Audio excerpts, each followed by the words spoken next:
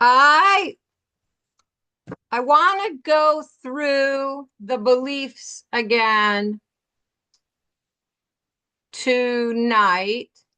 I thought that maybe we could start by talking a little bit about some beliefs that you feel are going on in your writing and in your training. So you can either put them in the chat or unmute. But if we started with the definitions, belief, an opinion or conviction, confidence in the truth or existence of something, not immediately susceptible to rigorous proof. And to train, to develop or form the habits, thoughts, or behavior of a child, person, animal, horse, in this case, by discipline and instruction. So tonight, we're talking about 12 beliefs that can change how you train. And before we start talking about those 12, I didn't know if you guys had anything that comes to mind that you go toward your ride with or have gone in the past to the arena with, that's rumbling around in the head, that might be a good belief that you really are happy that somebody taught you and you've been able to hold on to that, or something that might invade your peace when you're training.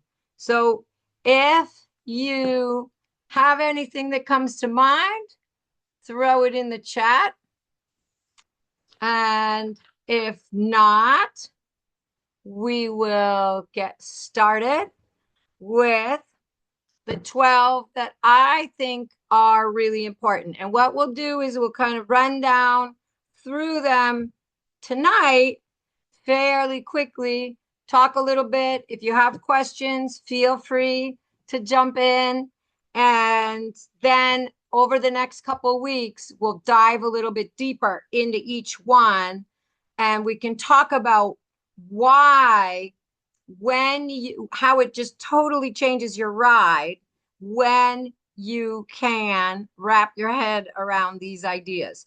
So number one, which I think is super important, these aren't really in a particular order, but I think that number one does trump the other ones. So I believe my horse is always trying to figure out what I want him or her to do. And the reason why I think that this is a really beneficial thing to go to the arena with is it encourages us to ask ourselves, when things start to get mixed up, how could I explain it better? Is there a way that I could slow things down or be more clear so that my horse will understand and we can go forward and do what I want to do? If you have the belief, so often I hear people with that talk in the background, my horse is always trying to get out of working. And there's so much thought about how your my horse, if I do things too many times, my horse anticipates. If I ask him to do this early in the ride, then this will happen. And I do think that sometimes we might need to adjust our warm up. I do think that sometimes the horses aren't ready for some of the work that maybe they do need to warm up. But what if we really believed that they were trying to figure it out? They were trying to do it right. How would we ride then? What would we do then? How could we be more curious about how to explain it better? And so that for me is a really big one. Number two, I don't have to get everything perfect every day. And again, I think that this just lightens up the whole ride. And there are certain aspects of our training that are going to be about fitness, going to be about suppleness. It's going to be about communication and building rapport.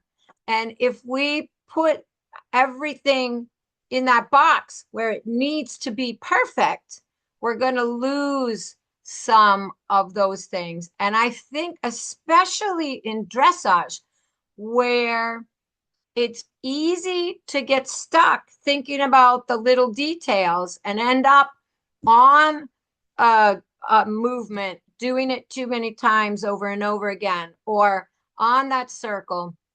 So many injuries are caused by repetitive movement. And when we think about not having to get everything perfect, then we can start to play around with the different aspects of each movement. And if something isn't going exactly right, we can take that aspect into another movement and possibly come back on that day, or maybe not even come back to the movement on that day. So for instance, if my horse is backing up a little bit when I start to do lateral work, it's sucking back a little bit, not going forward enough when I start to do my lateral work. Instead of trying to perfect the lateral work, I might spend some time doing more transitions, forward and back, explaining a little bit better about the legs, how to go forward, how to connect the half halts and the forward A's. And I might not get back to that shoulder in. I might not get back to that half pass. Or once I feel those transitions are working, I might incorporate a little bit of lateral work in between some forward and back, but not thinking about just making that shoulder in perfect. It's so easy to get stuck in that rut and go around and around and around doing that shoulder in over and over again until the horse is really thinking about how hard it is. So I don't have to get everything perfect every day. Is another great one to take with you to the arena, and think about how that just opens up your thoughts about training and your creativity in your training. Number three, I am curious about how my horse learns. This one, I have to say, really changed my approach. In the beginning, I thought about different breeds approaching the work in different ways. So of course, you're going to have a little bit of a different lesson if you're working with a thoroughbred, if you're working with an Arabian, if you're working with a, maybe a quarter horse or a quarter horse cross, working with a warm blood.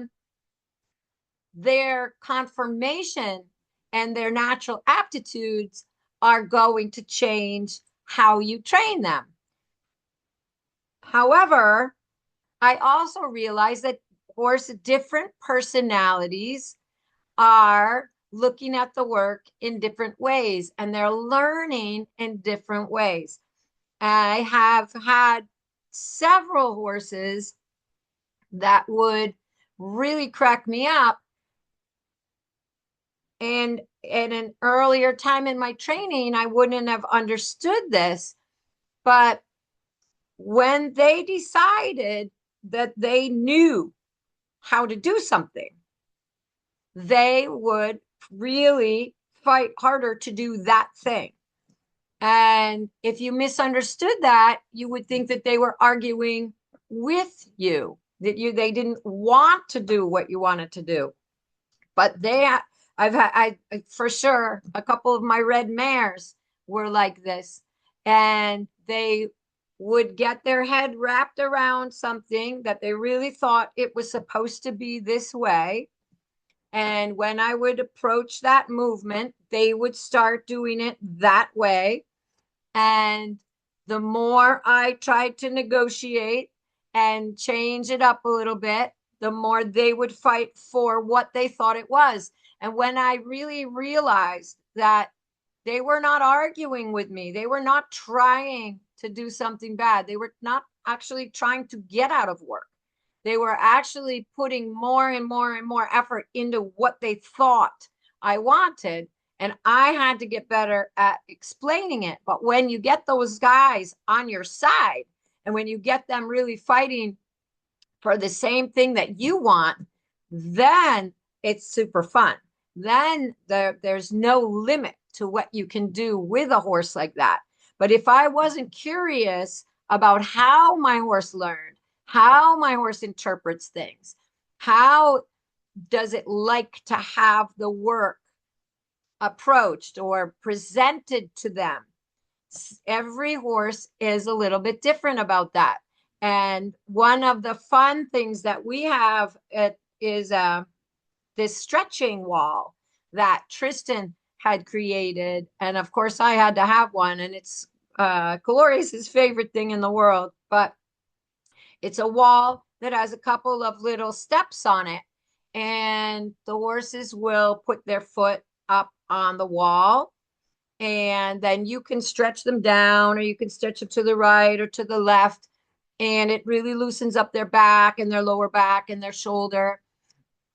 But what I found, even independent of that, is that teaching the horses to put their foot on the wall, every horse understood that process a little bit differently. And that really clued me in to some of the issues that I was having in the riding, and how I could present things differently in the riding. And all of a sudden, there was just so much that made more sense to them, because I started to align with their way of interpreting information, and then really be able to also reward at the right time. So I could identify the try much sooner, and then when I identify the try, I can reward much quicker, and then get more and more of the try, and then get closer to the ultimate goal. So I am curious about how my horse learns, is a belief that I take to my training every day. Number 4 can confuse people. But I also, it's a foundational training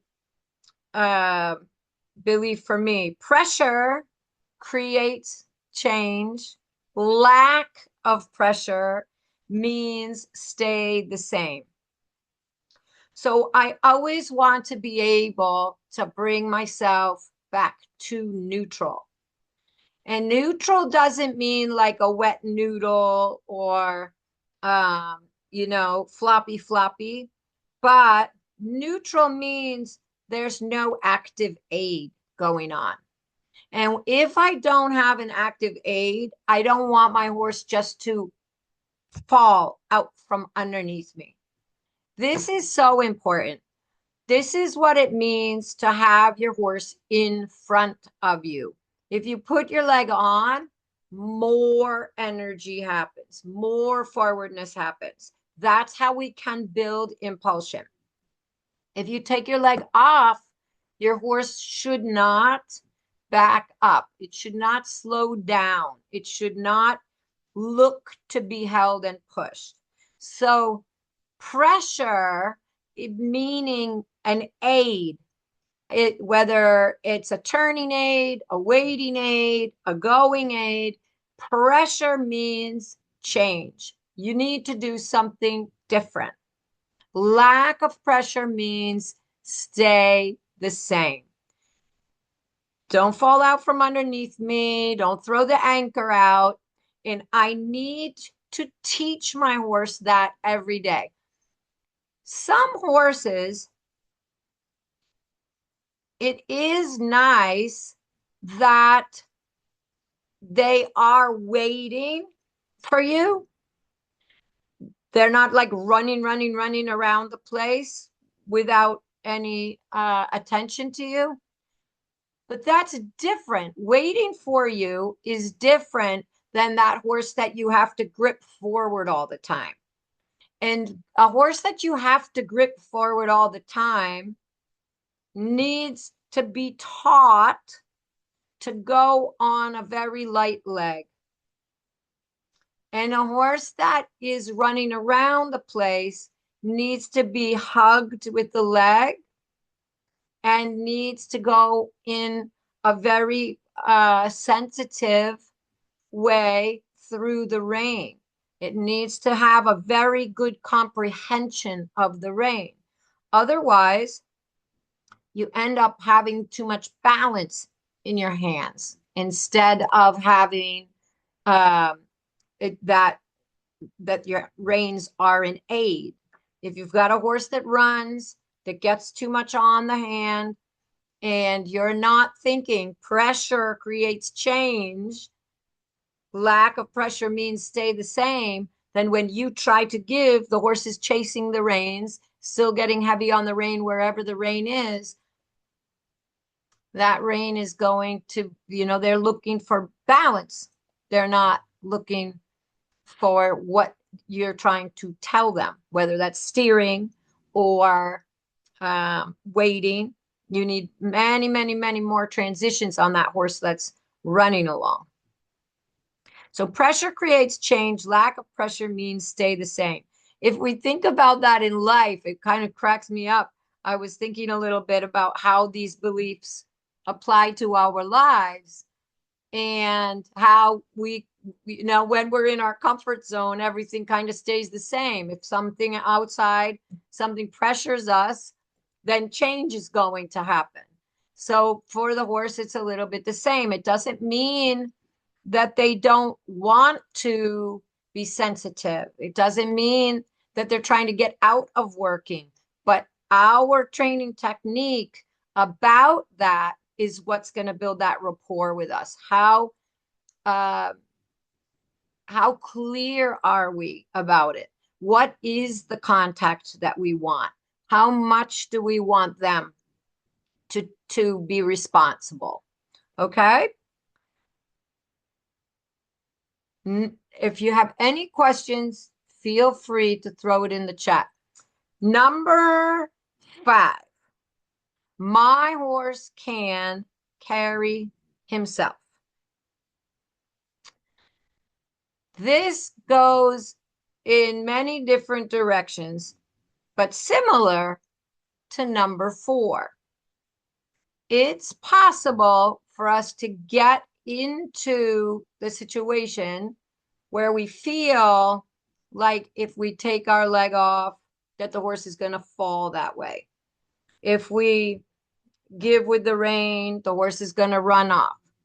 And if we go to the arena with the belief that our horses can carry themselves, then throughout the ride, we're going to keep putting the horse into proper balance underneath us and give it the opportunity to carry itself. If we go to the arena with the belief that the horse is going to lean on us, that the horse needs our support, that the horse is clumsy or uh, unbalanced or crooked or any of these things, then we start to put these little crutches in place. My horse can carry himself. He spends 23 hours of the day out there carrying himself around the place, but he carries himself around the place in horse shape, in a horse stance, eating, leaning down, not carrying a rider. So as we are teaching them, we are teaching them how to balance with the rider and through our aids. So if our horses have a little tendency, they have one leg that's a little bit stronger or weaker, if they have their back is a little weak comparatively to the hind legs, or the neck is very soft or the neck is very stiff, these kind of things need to be considered in the warm-up and in the movements that you choose to do. The straightness is going to come through your good riding and through your good aids, but not by holding the horse up, because the more we let the horse lean on us, the more that weak link stays weak and the other defending things get stronger. So if I'm coming, these are these underlying beliefs that we take with us to the arena. And when we find ourselves getting a little bit stuck in that rut with our horse leaning on us, with our horse a little bit crooked, with our horse a little bit balancing on the reins, if I have that belief that my horse can carry itself, then I'm going to start to create exercises that are going to teach my horse about carrying itself. I'm not going to assume responsibility for carrying my horse around the ring. Number 6, I am looking for direct results. If I have to manipulate, that means that my horse is misunderstanding me. So what does that mean? When I use an aid, if my horse is really processing the aid correctly, mentally and physically,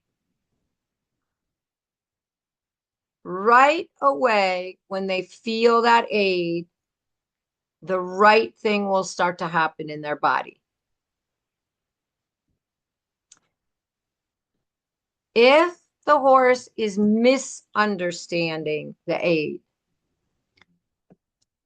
we will feel oftentimes not just the wrong response, but the opposite of what we want. And then we have to do all these things to get what we want and then start riding. So what does that look like? If I, for instance, want to make a shoulder in, and I come through the corner and I'm going to create a little bit of flexion with my inside leg, and I'm going to create my half halt to say something is coming, and I'm going to create my angle, and then I'm going to ride down the long side in shoulder in. If the first thing I do when I ask for that flexion in the corner with my inside leg, if the horse leans on my leg instead of stepping up because of my leg, now I have a horse that's in the wrong shape to make that shoulder in. Ultimately, what I need to do about that is say, no, no, no, no. You need to step up from my right leg. You need to get some flexion here. You need to give some room for your inside hind leg to come forward. I need that flexion. I need that engagement to make the shoulder in. So I need to have that conversation. Maybe I'm going to make a circle. Maybe I'm going to just start down the long side and have that conversation about my right leg. But if I ignore that, then my whole shoulder in is going to come from the wrong thing. I'm going to have to manipulate the horse into the shape of shoulder in, but not the actual movement and point of shoulder in, which shoulder in is the first time in the training where the horse is actually asked to carry a little bit more weight on the hind legs and lower and work on those hind leg joints and create collection with the shoulders becoming a little bit more elevated. So my direct result, if I can't create that flexion and engagement of that inside hind leg, half halt, that the horse sets a little bit into its hind legs, get ready, something's happening, make my angle and have my shoulder in, all the shoulder in is going to be is a crooked leg yield going down the long side because the horse is not giving me the direct result from the aid that I'm asking for. And I'm having to manipulate it into the shape of shoulder in, but not the point of the shoulder in, which is teaching the horse about self-carriage and collection. So it can be, if we're talking about a young horse, and we start with the leg yield, that might look like I'm gripping my leg on to get it to start going sideways. The horse gets a little bit strong in the hand, and then I'm having to hold the horse back because it's going forward bigger instead of starting to cross over and go sideways.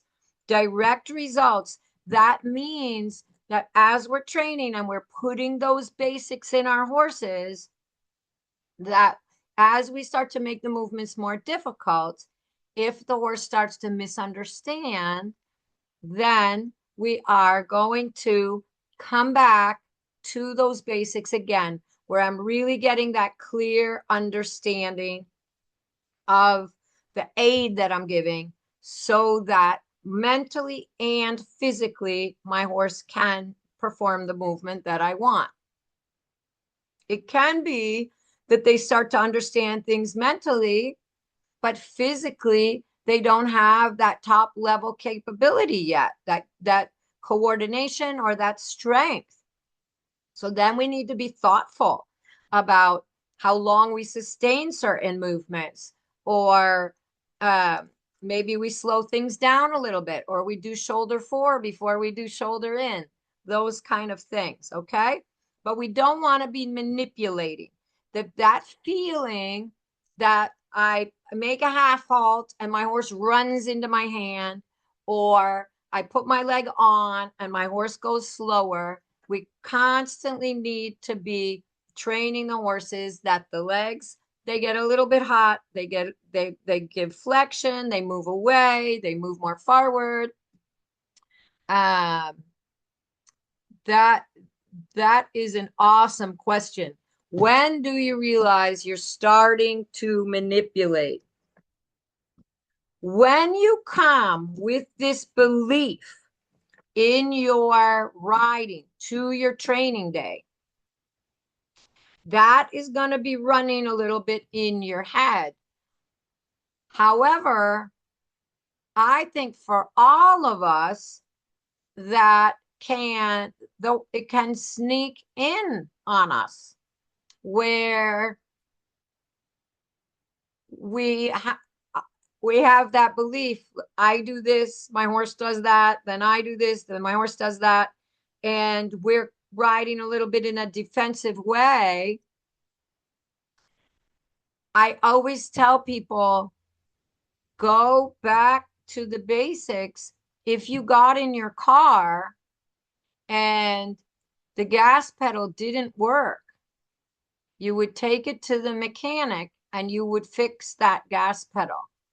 But for some reason, when we get on the horses and we put our legs on and we ask them to go forward and they don't go forward, we start looking for all these other things to do. We start pushing with our seat. We start moving the reins around.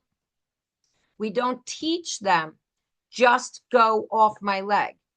This is part of the not being perfect thing, is in that moment that you get the wrong reaction, you need to go a little bit after the right reaction, get to the reward as soon as possible, and then see that you can repeat it, and then go back to whatever you were doing. Once you are having that awareness, so when do you realize it? You can be partway through the lesson.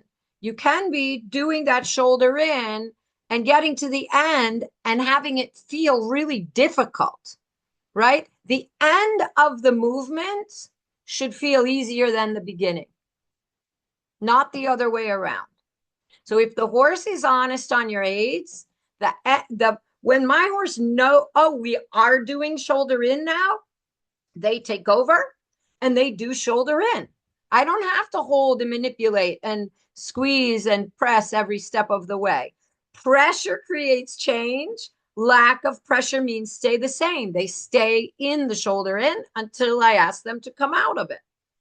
However, if I've manipulated a movement, then I have this terrible feeling that if I let go of my aids, then the horse is going to fall out of it. And by the end of the shoulder in or the end of the leg yield, I am exhausted. And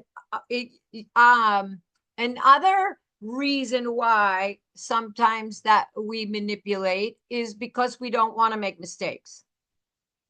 So, and that can really invade it because you're not riding a bicycle. And so your horses remember things.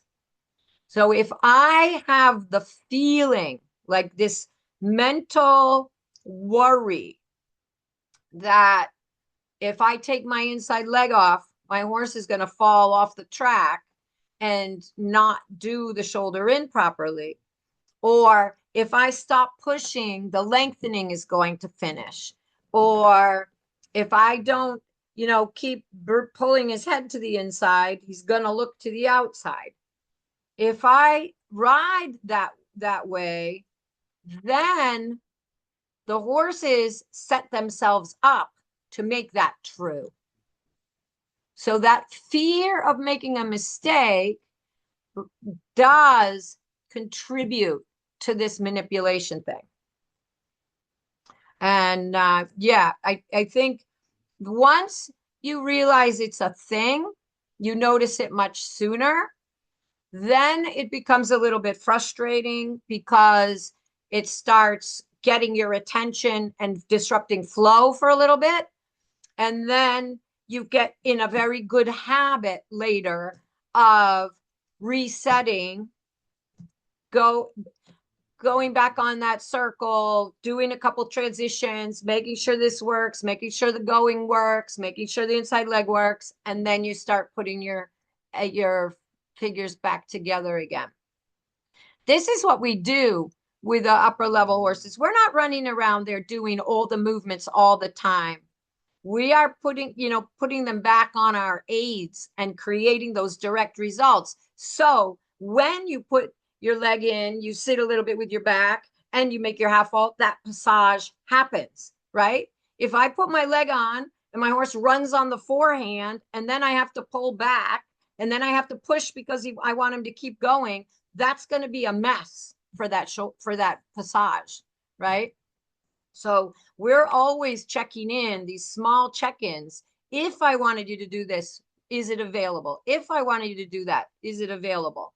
And so I'm looking for those direct results. And if I say, can we make the trot smaller right now? And my horse is like pulling through me, then I have to make even more clear transitions. I have to go and I have to address that, just like I would take my car and I would get the brakes fixed. I've got to take my horse and I've got to reinstall that software.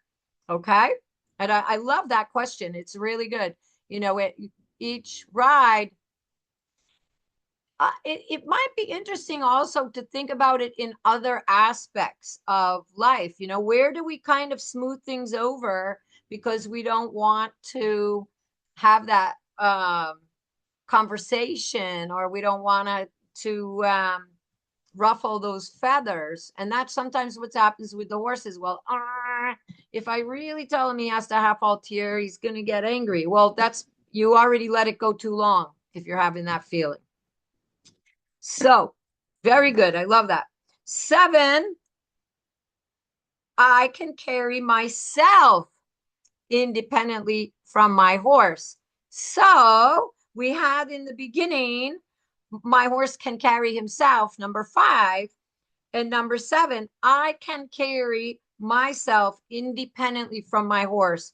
So many times we see people where they're holding the upper body on those reins. And what I want to do is I really want to check in on my posture periodically.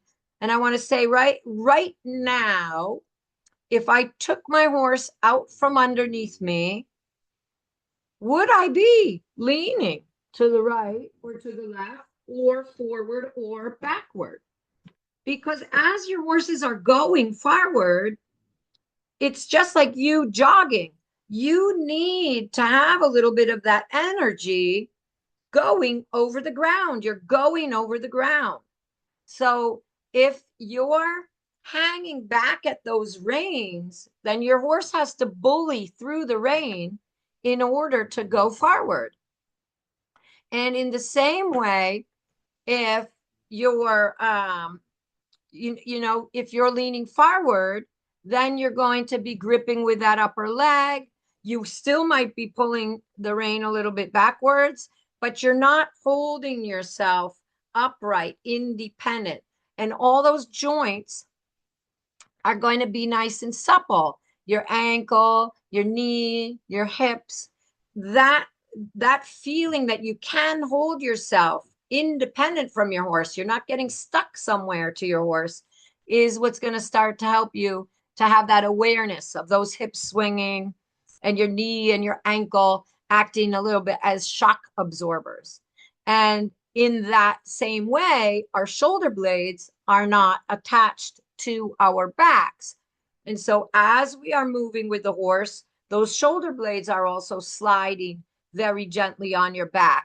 When you ride either with your shoulders too far up, forward, or what we see a lot of now these days is the shoulders too far back, then that also prevents your back from swinging with the horse. And it's impossible in that posture to hold yourself up independent from your horse. Somewhere you have to grip because you're not moving with the natural motion of the horse. So also a very important one. And that goes into the same thing. I can carry myself independently. Well, if my horse is leaning on one leg, then my whole upper body starts to get a little bit crooked. If I took the horse out from underneath me, I would tip right over. Well, when that's happening, my horse is always trying to get back under. The horses want to be in balance. They want to be under us and in balance. So think about that when we start to get stuck in that feeling like, oh, no, if I take my leg off, my horse is going to fall off the track, or the hind legs are going to come in. No, the horse needs to be obedient. And when it bumps into your leg, you're going to bump it back. You're not going to grip it back, because then you create the pressure is creating more pressure, and it eventually we can't hold it up anymore. So I can carry myself independently from my horse. Number 8, it's okay to make progress in small steps. That's really the only way to make progress. So it's amazing when you are allowing yourself to go day by day, week by week, step by step, and you're having those small targets and not those big goals. That's showing up every day, making those small targets, celebrating them, noticing those small things that are going on that are getting better. That's really, then you know that you're laying down that groundwork, and that when you start to move up to the next level, you really have a solid foundation. When we skip steps, then it's always going to come back and get us in trouble. I am writing my course, which, by the way, starts on Monday night, and I do still have a couple spots left. So spread the word. But I was working hard on that the other day, and talking about doing the simple changes that come up in second level. And so many people get frustrated with the simple changes. They skip them. They just go over to flying changes, and they don't really find that enough reward in paying attention to those simple changes. And there's just so much that goes into it. I mean, in the course, I get very involved in that, because if we aren't spending this time, what seems like a small step, the simple changes are all about us finding our ability to go from posture left to posture right. It's about being able to keep the horse in one flexion and then change the flexion without it rushing on, and being able to change our legs from one side to the other without it getting stressed and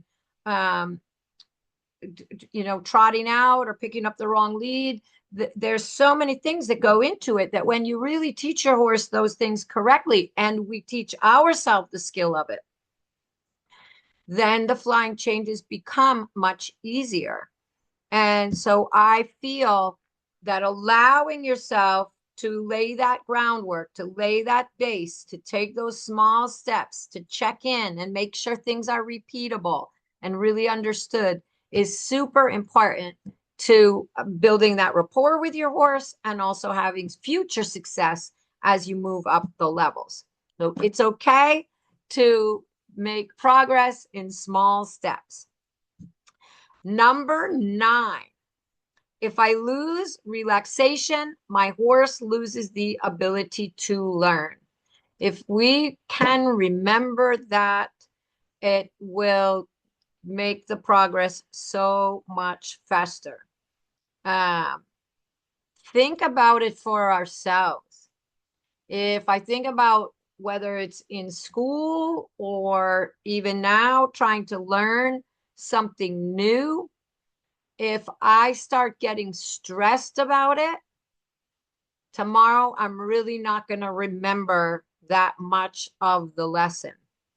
And that's what happens with our horses. We can force them to do things, we can manipulate them into doing things, but tomorrow when we take them out, there's not going to be a lot of retention about the exercises that we did, or there may even be negative ideas about the exercises we did.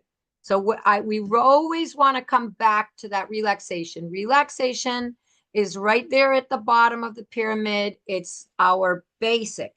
And whenever we start to lose that relaxation, we've got to slow things down, make something easier, be a little more clear in our explanation. Number 10, my self-talk is very important. What's going on in the background? It is really going to create a night and day experience for you and for your horse. And so sometimes we need to listen to that and replace some of the things that aren't healthy with healthier, on purpose, healthier self-talk. So we talked a little bit about that last week, and in our confidence, talking about confidence, and we don't have to be arrogant or seem over the top with our telling ourselves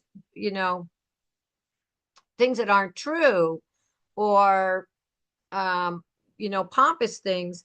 That's not what it's about. It's more about, I can do this. I can try that again.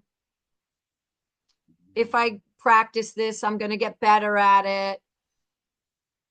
Rather than things like, oh my gosh, I always do that. I can't believe I always make that same mistake. Or my horse always does it like that. Or that idea of every time I get to that corner, he's spooking. Rather than when I go through this next corner, I'm going to remember to keep your attention on me so that we don't have to pay attention to what's going on outside of the arena over there. What is going on? What is that record that's running in the back? And let's get hold of those things that need to be replaced. This is again, not just in our riding, but it's so important. And a lot of times those things are really in there. They might even be somebody else's voice. And we need to take time, dig in, and replace it with something else. Some of the fun ones are, why not me? Like if when it starts coming up into your head, that's great. I love that. I'm so happy that that's going well for you. It's so, like we talked about, sometimes it's not even our voice. Sometimes it's something that somebody said. But find some fun ones. If you're looking around, there's a lot of high performers and people like that do have some fun things that they say to themselves. But I think why not me is a really good one. When you start to think, oh, I could never do that, or I'm not good enough to do that, or I can't do that. Why not? Why not? But I don't have to get everything perfect every day. I'm still making progress. Look at how much better I did today. What could we replace those negative things with? And put it in your journal. It is a flow disruptor in the beginning, because they come into awareness and they stop that natural motion of things. When you all of a sudden you're like, there that is again. What are you doing there? But after you put something else in there, that's what will come up. And then that flow will come back with, I can do this. I'm getting better at this. Look at that. Sometimes I'll crack myself up. I'll be like, "Ooh, look at you! Look what you just did. That was good." It's not how I used to speak to myself at all, but it definitely does change the whole energy, and the horses love it because you're all they feel everything. When we're saying bad stuff to ourselves, we're also they're feeling it. Then they feel like we're saying it to them. So my self-talk is very important. Number 11, my body language can influence my horse even if I'm not doing everything perfectly. This one I know we've talked about a lot. Uh, but if you've got some crap going on in your head, I can't believe I just did that again, or why am I still pulling, or how come I didn't get my leg in the right place? If you've got that going on in your head, that's filling up the space that needs to be filled with what am I going to do, even though I made that mistake? How am I going to help my horse to understand what I want, even though I made a mistake? So my body language can influence my horse. What does that mean? Can I be positive with my body language? My horse is trying to do something right. I got myself a little bit out of balance. I'm not going to get over tense. I'm not going to overcorrect it. My body language can influence my horse. My voice can influence my horse very quickly, even if I didn't do everything perfectly. And also, we know that trying to hold ourselves from bouncing or trying to hold ourselves still can make the horses so much more uncomfortable. So we want to be careful about that. It's interesting too that when we're trying to learn to move with the horses so that we are, learn how to be with them in the trot when they're trotting, to move with the canter as they're cantering. Sometimes when they break or make a mistake, we will start going with them in whatever they did. So if I'm cantering and my horse comes back to the trot, I would start trotting, and moving with them so that I don't look like I'm all out of whack. In that moment, your body language can influence the horse by still cantering because the horse made a mistake. So it's going to be a split second of something. But instead of me thinking, oh, how can I sit the trot really well now? If I am keep cantering, then my horse is going to get the idea, wait a minute, I wasn't supposed to trot. It might not fix that time, but it will fix the next time because they'll be more tuned into your body language. Okay. So think about that. Think about the voice. If my body is doing something a little wrong, I can still reward with the voice if the horse is doing the right thing. So my body language can influence my horse, even if I'm not doing everything perfectly. And then number 12, I believe that riding a horse that knowingly and willingly participates in a dressage test or any equestrian event for that matter is one of the most inspiring things we have the privilege to do. If we don't look at it every single day as a privilege, and if we aren't grateful every single day that we take those horses into the ring and they are willing to participate with us in that, going around in circles, making transitions, doing all these crazy things that we do, I think we have the wrong outlook. And I think that that's where we can get stuck. We can put too much pressure on ourselves. We can get frustrated because we're not looking at the miracle that it really is riding horses. So, yes, thank you.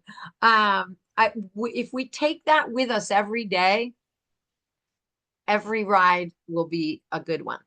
So, again, they're not all in an order. It's just kind of random. but and hard to remember them all at one time. I put those in my journal because I thought it would be fun to focus on one each month, and that would kind of help them to sink in deeper.